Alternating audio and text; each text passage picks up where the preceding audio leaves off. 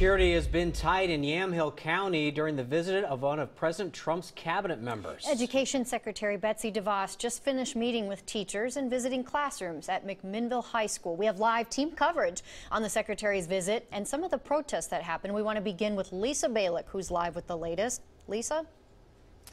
Well, the education secretary tells me she is going around the country looking at schools where things are working well. She says she read an article about McMinnville High School, so she decided to come here today and spend a few hours in the classrooms. Now, I was inside the school with her when she first started meeting with teachers and staff.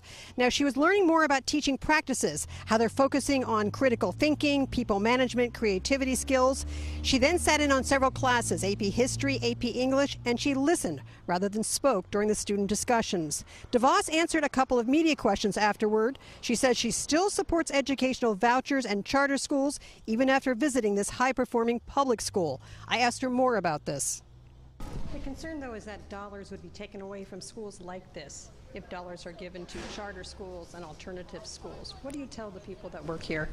Well, I view education as an investment in individual students, and I think we should, that's how we should view our kids' education, as investing in them, and focus less on systems and buildings than we do on doing what's right for each child.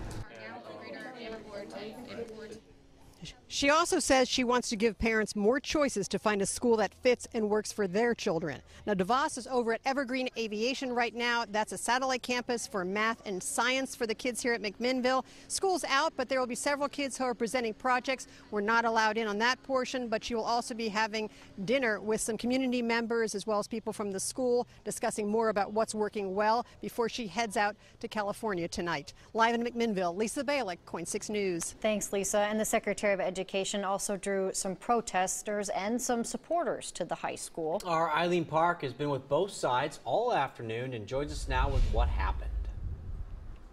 Dan, in terms of crowd size, protesters outnumbered supporters of Betsy DeVos by a wide margin. I counted about 250 protesters and about 10 or so supporters of Betsy DeVos. Now, many of the protesters were retired educators or students from nearby schools. Others took the day off of work because they wanted to show DeVos why they have been unhappy with her.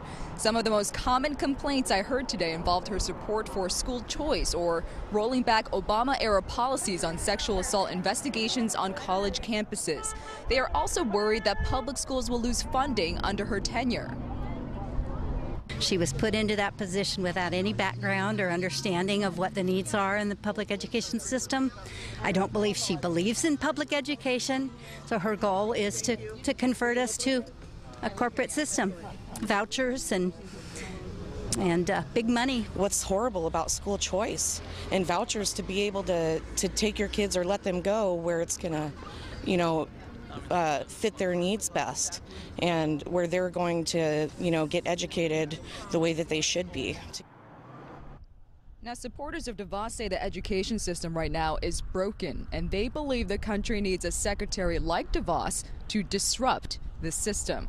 Now, despite the division and the disagreements, the protests and the counter-protests remained peaceful. Live in McMinnville, Eileen Park, KOIN 6 News.